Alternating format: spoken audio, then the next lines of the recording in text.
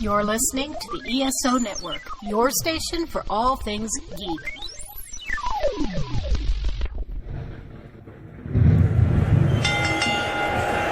The following podcast is scheduled for one fall. Coming in at 195 pounds from Studio A, he is the reigning, defending, undisputed host of the Ring of Thunder, Sexy Thor! What's up, Thunderverse? Here's your SummerSlam episode. But just fair warning, if you are one of the ones very much outraged by the outcome of the SmackDown Women's Championship over there, I advise you to just stop listening now. I mean, granted, yes, I will acknowledge that that was bullshit what happened to Bianca, but I'm sorry, I'm not letting anything spoil my happy joy that Becky Lynch is back. Woo! Yeah. But we'll get to that when we get to that. We're going to, I don't know, we'll touch on a few other wrestling things before we finally just go ahead and get to SummerSlam and TakeOver. And also, fair warning, I tried to search for the time. You know, I really looked all over the schedule.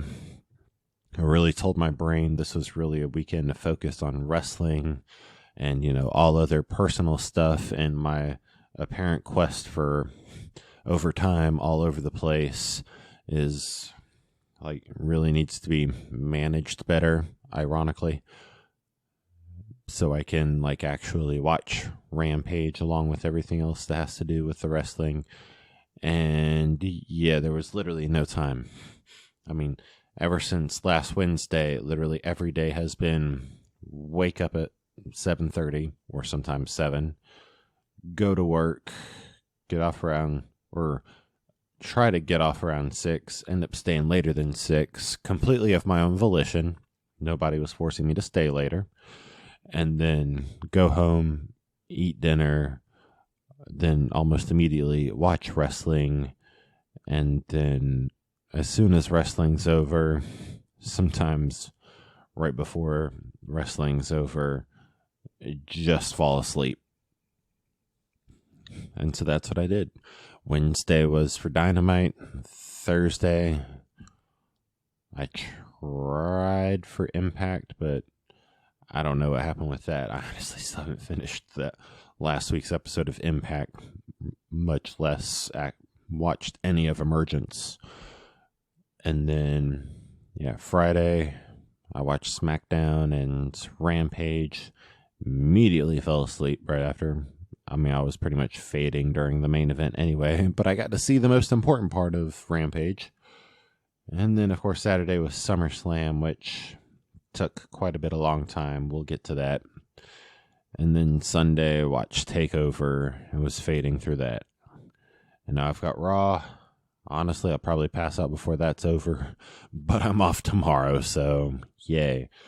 Just enough time to give you a Ring of Thunder and then go about my day. But you don't care about any of that. Maybe I'll give you a nice short episode, but every time I make peace with myself that I'll give you a nice short episode, it ends up being like at least 35 minutes long, so we'll see where it goes. So Rampage started off with, and this was, I almost spoiled it for myself, and I feel like in my heart of my hearts, I did spoil it for myself because I watched SmackDown on my DVR. I got done with it about 10:15, and then I saw a man with a white shirt talking in the ring, and I immediately went, I can't see who that is. I can't hear who that is. I can't see who that is. I can't hear who that is. Even though I kind of knew on the inside who it was. And I started the episode on my DVR, and sure enough, it was CM Punk. CM Punk has actually returned to professional wrestling. Like, this is not a drill. And, of course, he pretty much said, even though nobody's seen him in the pro wrestling world at all since he left WWE in 2018, he cites August 2005 as when he left professional wrestling. Because, of course, WWE isn't professional wrestling. It's sports entertainment. Wink, wink, nudge, nudge. And, he talked to a very, very excited crowd.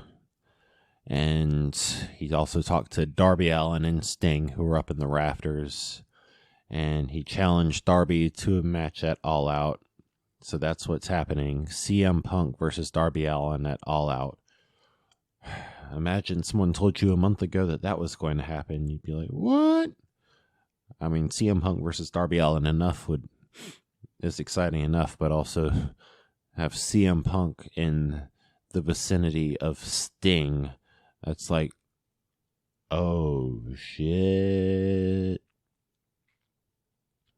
And then the next match was Jade Cargill defeating the hottest free agent, Kiera Hogan, who apparently is also going to be taking part in NWA's Empower pay-per-view. So maybe the afterlife that Su Yung is in charge of isn't literally just AEW. It's just free agent land, and AEW just takes poor souls from there and lets them wrestle. In the main event, Jon Moxley was defeating Daniel Garcia, and this was following up from Dynamite when Sting and Darby Allin defeated 2.0, who are now All Elite. 2.0, I'll remind you, is still the former dudes that were known as Everrise in NXT. And that was Sting's first match on TNT in 20 years. So we're seeing all sorts of crazy stuff. And also made for All Out is Paul White, the former Big Show, versus QT Marshall. And, wow. So we're going to see CM Punk return to the ring, and we're going to see Paul White return to the ring on Dragon Con weekend. Woof. And then Chris Jericho had his final labor of Jericho, which was MJF, and he couldn't have his Judas entrance music, and he couldn't use the Judas effect. No Judasing allowed. And, of course, that was set up so the crowd themselves could sing Chris Jericho to the ring, and, yeah. Moments like those are stuff that make you go, professional wrestling, this is why I love you so darn much. But unfortunately, MJF did beat Chris Jericho, so that was that. And a very epic story told over the multitude of weeks, going through Shawn Spears, Nick Gage, Juventud Guerrera, Wardlow, all the way leading to a defeat at the hands of MJF. But it's hinted at that won't be all. So we'll see where the demo god, Le Champion, goes from there. And this Saturday is Pro Wrestling Turbo's big show at the Spinning Jenny, Overdrive, and a couple newer matches that I haven't really talked about yet. Our friend of the show, Mad Dog Josh Powers, put out an open challenge, and it was accepted by the working team captain, Owen Knight. So that should be a good one. We're rooting for you here in the Thunderverse, Josh. And, of course, I've previously talked about a To the Moon ladder match, and the participants of that will be also friend of the Thunderverse, Spirit Machine TK versus Devin Cruz versus Drew Hood versus Jesse Barton. And it's a ladder match to get a long-lost external hard drive from 2014 with 4 Bitcoin. Oof, 2014, what a time. Terrible year for me, personally, but yeah, 2014 had some interesting stuff. So I hear. I don't know, because I didn't participate in any of it, because, again, 2014 was kind of a lame year for myself. I mean, pretty much leading up to 2018 at all. The last few years leading up to 2018 were, which is why 2018 had to be so revolutionary. Oh, and once we get to SummerSlam, we are going to talk about some real 2018 vibes happening here. And that will be coming right after this commercial break. Do you know how fast you were going? Sorry, officer. One episode every 2 weeks? 2 weeks! Did you also know you're carrying a dangerously heavy load? Yes, sir, we do. We've got interviews, fight nights, film discussions, Desert Island DVDs, and lots more. I think we've got to take you down to the station. You do not have to write anything, but it may harm the Cosmic Pizza podcast if you do not mention, when questioned, something you later wanted in the promo or feedbacks. Anything you do say may be used in said feedback. Cosmic Pizza podcast is not about the cosmos, all about pizza.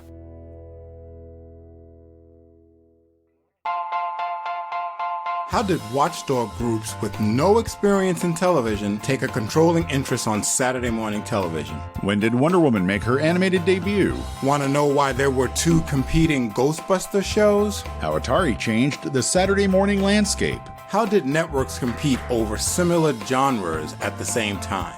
Find out all of this and more on the Best Saturdays of Our Lives podcast. A proud member of the ESO Network. Hello. Have you ever wondered how much Jerry Siegel and Joe Shuster sold Superman's rights to DC for? Or which popular football star was the Sam Wilson the Falcons' physical appearance based on? You can find all that and more at the History of Comic Books podcast, a podcast dedicated to the creators, events, history, and the companies that made the great comic book medium. Hosted and created by your friendly neighborhood JT Wheatley. Please give it a listen at iTunes, Spreaker, Stitcher, and all our podcasting platforms. Thank you, and go ahead and enjoy yourself a good comic book. Hey guys, gals, and non-binary pals. It's Amanda Bones. And I'm Ashley. Of How to Talk to Your Friend About Wrestling, the podcast on the Count Out Wrestling Podcast Network, a weekly show where we talk about all of our favorite things, babes, blood, and brutality. We also talk about other fun things, like is Kenny Omega finally too tan? And how much blood is too much blood? Because that looks like way too much blood. So join us on the adventure of teaching me, Amanda Bones, about wrestling. Do you like podcasts? Then you're gonna hate Thunder Talk. Tasteless subject matter. Mature humor. Contempt for our co-hosts. Unapologetic social views. Edgy music. And total irreverence for the nerd junk we love. Are all reasons why No one should listen to Thunder Talk. Find us on the ESO Network. and all podcasting platforms. Or don't. Whatever. So here we are on SummerSlam. On the kickoff show, Big E defeated Baron Corbin and finally regained his Money in the Bank briefcase after a whopping 2 weeks of Baron Corbin, I guess, physically being Mr. Money in the Bank. And then we start off the show, and the first act kind of happened as it should have, but still fairly by the numbers. Because RK Bro defeated AJ Styles and Omos to become the new Raw Tag Team Champions. Then Alexa Bliss defeated Eva Marie, and Doudrop took Eva's robe and was mocking her and the loser of this match, Eva Marie. And yeah, you could tell absolutely nobody in the crowd, or honestly, including myself, was into this. I mean, don't get me wrong. Still love Alexa Bliss. Still a big fan. Don't mind this gimmick, but yeah. The crowd and myself only really popped when Alexa was doing classic Alexa stuff, like when she attempted the Twisted Bliss and when she finished off Eva with the Bliss DDT. I wonder if that should tell you something. But also sideways to that, apparently old Dave Meltzer, Uncle Dave, over at the Wrestling Observer newsletter said that Bray Wyatt could be headed to AEW, so we should definitely be keeping an eye on this, especially since I figured he would have definitely had a 90-day no-compete, unless, he's still running on that NXT deal years later and has that 30-day no-compete. And even then, I don't think by the time we get to All Out, that it'll still be 30 days. Or maybe it will. Yeah, it actually will, because he got released July 31st. I don't know. We'll see. Hopefully we get to see him sooner rather than later. Anyway, next up, Damian Priest defeated Sheamus to become the United States champion. So yeah, looks like so far Damian Priest and Riddle are going to be like the first NXT stars to like not just get utterly buried, the first stars to be called up in several years to not get buried. Was that even a sentence? Hey. And then the Usos defeated the Mysterios to retain the SmackDown Tag Team Championship. And the tension between father and son keeps building. Which one of these very much natural baby faces are gonna go heel? And then Rick Boogs came out and played King Nakamura to the ring, and all that happened was the King was just celebrating with the crowd, and of course Pat McAfee was standing on the table like, yeah. And then, SummerSlam got spicy. Because it was supposed to be the SmackDown Tag Team, or the SmackDown Women's Championship. Bianca Belair versus Sasha Banks. Bianca got to the ring. And then Greg Hamilton, the ring announcer, announced that Sasha Banks could not compete tonight because she's actually not clear for some sort of injury or whatever she's got.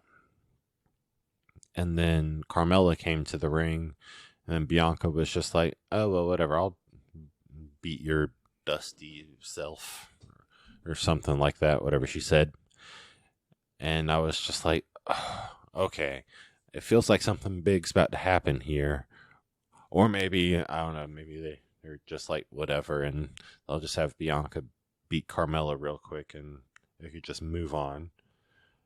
But it feels like something big could happen here. And sure enough, the referee raised the SmackDown Women's Championship belt.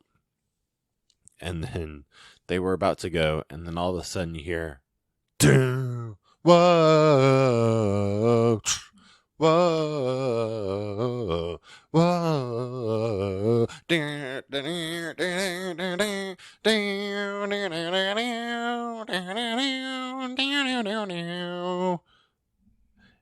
Becky Lynch. It's Becky Lynch's theme. Becky Lynch is freaking back. Ooh, yes. And boy, when I tell you I popped. Oh my God. I was starting to, fall asleep a little bit, and then, yeah, that happened. I was like on my feet, and I was just like, oh my God.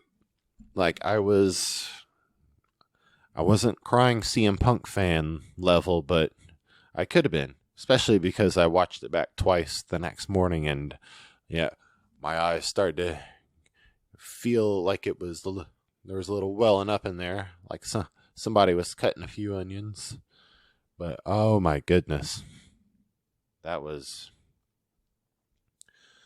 don't know what happened to Sasha Banks, and I hope she comes back soon, because I am definitely a big Sasha Banks fan. Even bought her new t-shirt, which looks really dope, and all that, yeah. But woo, apparently Becky doing this was definitely a last second thing, because what I've been hearing is that it was something that there were no plans for Becky at SummerSlam, and she was going to make her return sometime in the fall. So I was just like, okay, I mean, weird place to do it unless you're talking about making her or having her return at Survivor Series, which makes sense, I guess. But are we going to do something for Extreme Rules in September and Crown Jewels in October? You're definitely not going to do something there. So, what was the plan supposed to be that was going to be much better / appropriate than SummerSlam is my question. So anyways, getting back to the action, because oh my God, we can talk about this now. I kept meaning to do a Becky watch, much like I did a Seth watch at the beginning of the year, and just be like, nope, she's not back yet. Oh, nope, she's not back yet. Oh, nope, she's not back yet. But hey, yeah, she's back. And so she came out and she was just like, well, I think the EST and the man should blow the roof off this place for the SmackDown Women's Championship. And Bianca was like, yeah, sure. So the bell rang. They were spinning around. They were so happy. And even when Becky was going there, Bianca was jumping up and down like she was excited Becky was back too. And then Becky held out her hand. Bianca shook it. And then Becky went in for the sneak uppercut right after that handshake. And then she grabbed Bianca, hit her with a manhandle slam, which is literally just a rock bottom / Uranagi. And then she got the 1, 2, 3, and can't believe I'm saying this. These words are actually coming out of my mouth now. Waited so long to say it again, and I figured I'd have to wait even longer to say it. But Becky Lynch is the new SmackDown Women's Champion. Ooh, Delally. So, a few things that I really need to clarify, just so I'm not just like being whatever about Bianca. That sucked what happened, how that went for her, and her booking and all that. But it's also like, it's WWE. What are you gonna do at this point? I mean, unless you're a fan of the legends or somebody so obviously big and constantly getting pushed like Roman or Charlotte. We got lucky with Becky, and we were lucky with Kofi for a time. I mean, what are you gonna do? And this is just me, like, just being almost completely jaded at this point, because The Fiend was the best and most creative thing in WWE for the longest time, and we saw what happened with that. Alexa Bliss oozing black goo and an RKO. And of course, not to mention Kofi Mania ending with an F5 in 6 seconds. I mean, what are you going to do? But I won't dwell on that. I can't dwell on that, because anybody who knows me and knows how much I've been a Becky Lynch fan since I've been a wrestling fan will know that this is fucking big for me, and know all the things like watching her slap the taste out of Charlotte's mouth 3 SummerSlams ago, and her getting busted up by Nia Jax and having to pull out a Survivor Series, and then winning the Royal Rumble, getting arrested by Atlanta PD at Raw Atlanta, fighting Charlotte at Fastlane that year, having Ronda punch her, thus giving her the disqualification win and getting her in that triple threat in WrestleMania 35, and then becoming Becky 2 belts and going through 13 months of a very dominant year for the man, for her to pretty much surrender the Raw Women's Championship so she can go away for a while, and having the whole Asuka thing of, you're going to be a mother? Yeah, Becky. I mean, I even watched that sort of tribute video again that they had played for her when they were recapping her announcing that she was pregnant and going away, and that Asuka was the Raw Women's Champion. And yeah, watching all that, and then just sort of following the news of when she might return and everything, it's like, yeah, I'm absolutely going to savor this moment, and I'll let everybody else be mad for me, because I've been waiting on this for a long time. And it seems like I go through this quite a bit in wrestling, honestly, because I'm only thinking about, Roman going relinquishing the Universal Championship for 4 months. And then the whole Raw Lanta, I'm in remission, y'all. And going through a whole year worth of storylines. Then he finally gets to touch the Universal Championship. Or gets back in that picture again. Planning to go against Goldberg at Mania 36. Only to pull out of that for very good reasons. I will reiterate. And then seeing him coming back at SummerSlam. Which turned out to be pretty much the beginning of the end for The Fiend. I mean, you can say it was like Goldberg or the Seth Rollins Hell in a Cell debacle that was the beginning of the end, but I was like, no.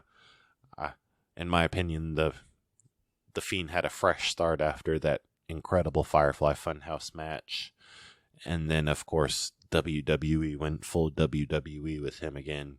And Roman taking the Universal Championship after the Fiend held it for a week. And then going into that feud with Randy Orton, that was the real beginning of the end. But yeah, but it's not about the Fiend. I'm not bitter over that still.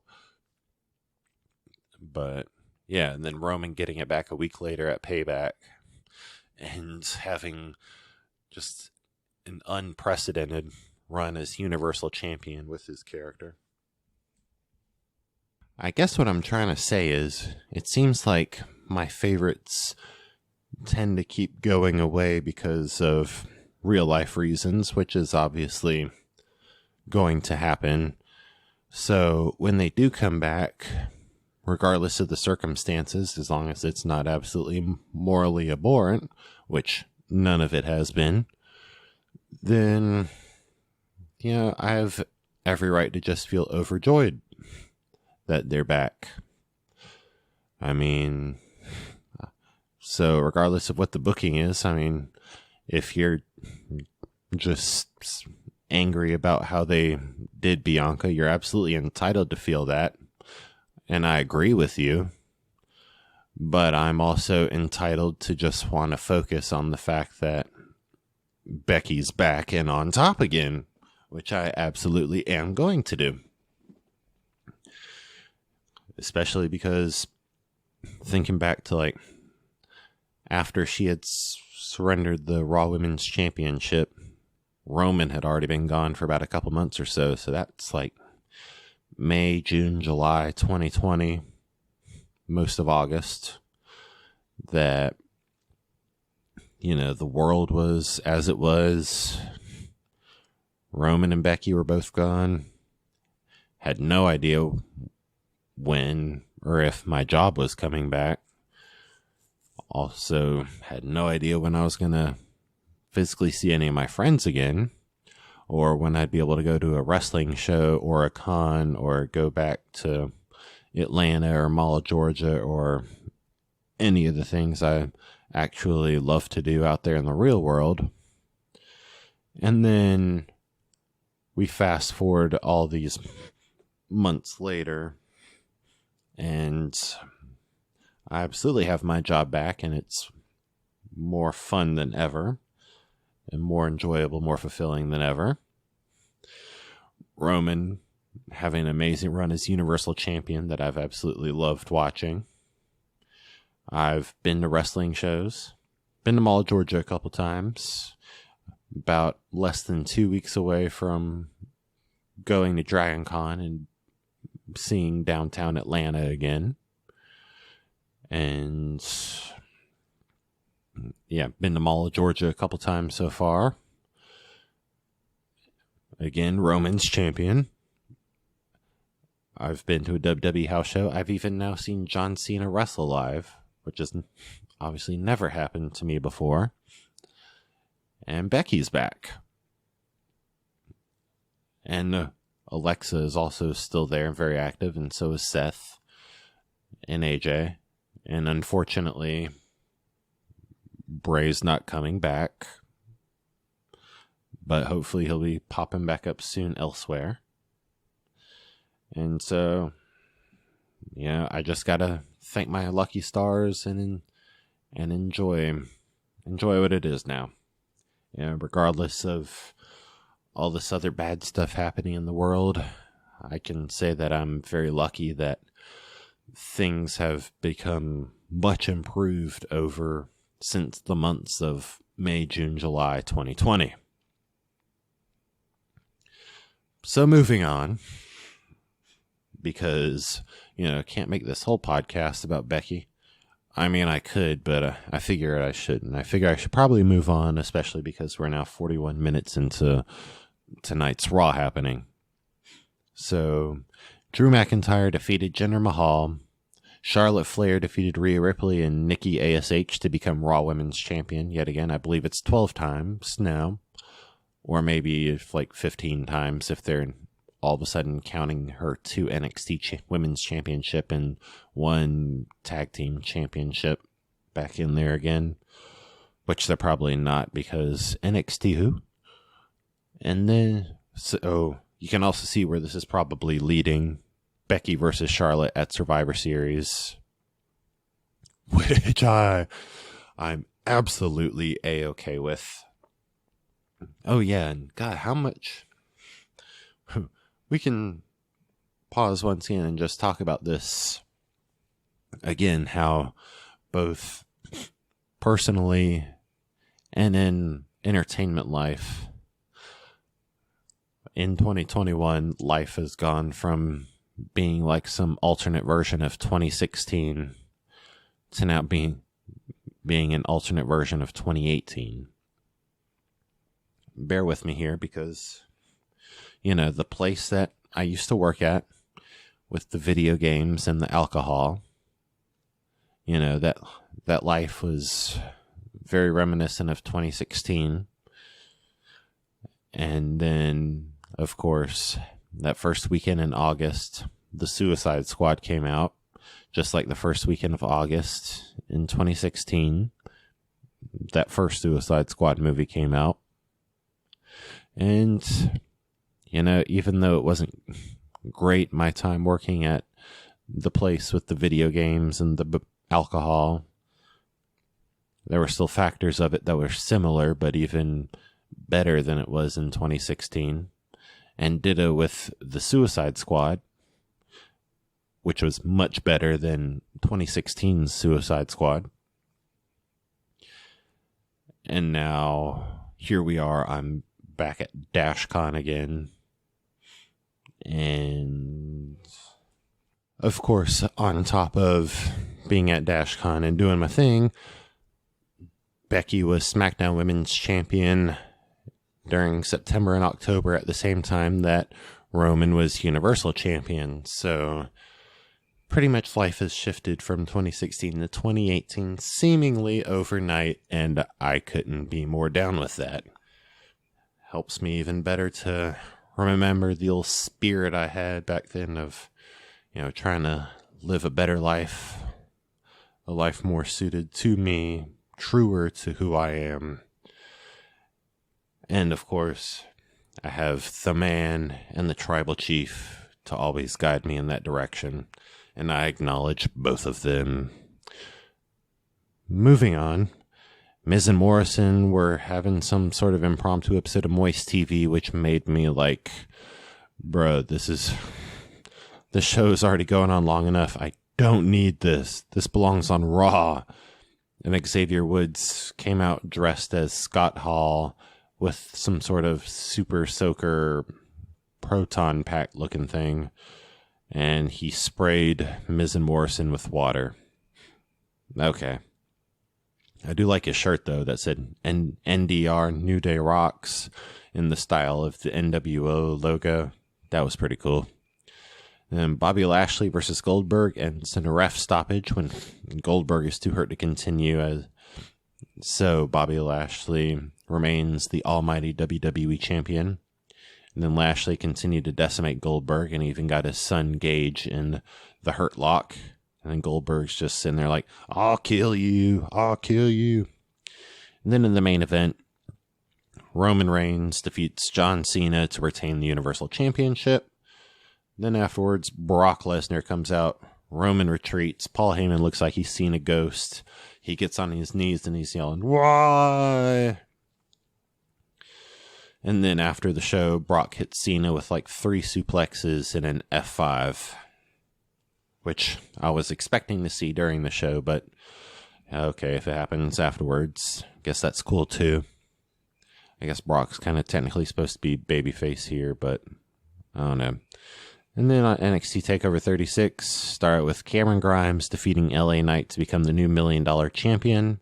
Raquel Gonzalez defeated Dakota Kai to retain the NXT Women's Championship. And then afterwards, Kaylee Ray's music hit, and Kaylee Ray herself, the longest reigning NXT UK Women's Champion, who is formerly that champion, she appeared, so we're teasing Raquel's next feud. And then, if you could believe it, Ilya Dragunov made Walter fucking tap out to become the new NXT UK champion. So Walter's 870-something day reign, which started the night before WrestleMania 35 at TakeOver New York, has come to an end.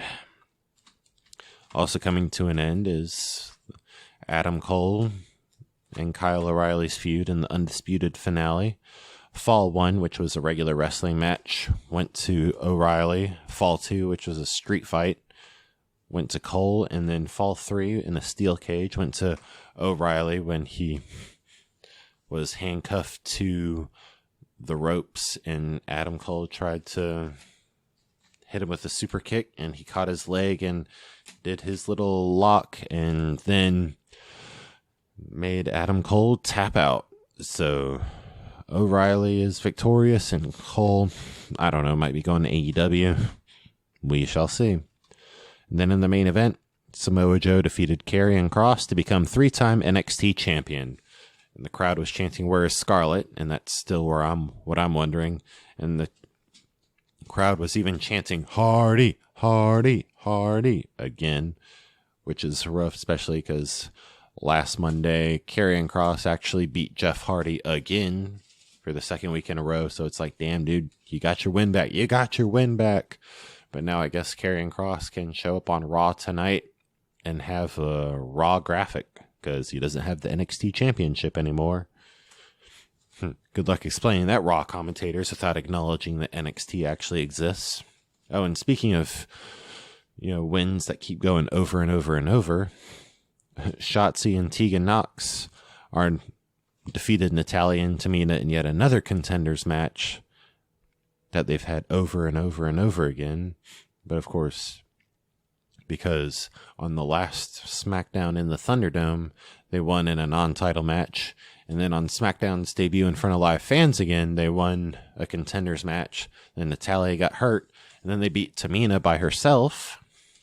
And then Natalya's back after a month. And they won that contenders match again. So eventually they'll actually be getting a women's tag team championship match. For real this time. We shall see how it all goes now that SummerSlam is over and we're on the way to Extreme Rules, and it's gonna get weird, I guess. But anyways, that's the 1, 2, 3. Thanks for locking up with me in the Ring of Thunder. Kick butts, not nuts. Welcome to Dr. Geek's Laboratory. Dr. Geek here with another reminder that the ESO Network is pro-science and pro-vaccine. We urge you to be a superhero and protect yourself, your family, and your fellow geeks around the world. Don't be fooled by the forces of evil and their anti-science misinformation campaign. Consult the latest CDC guidelines, your doctor, and get the COVID vaccine today. This has been a broadcast of the ESO Network. Be part of the crew and help support our shows by donating to our ESO Patreon or by shopping at the TeePublic store, which can all be found at www.esonetwork.com. The ESO Network, your station for all things geek.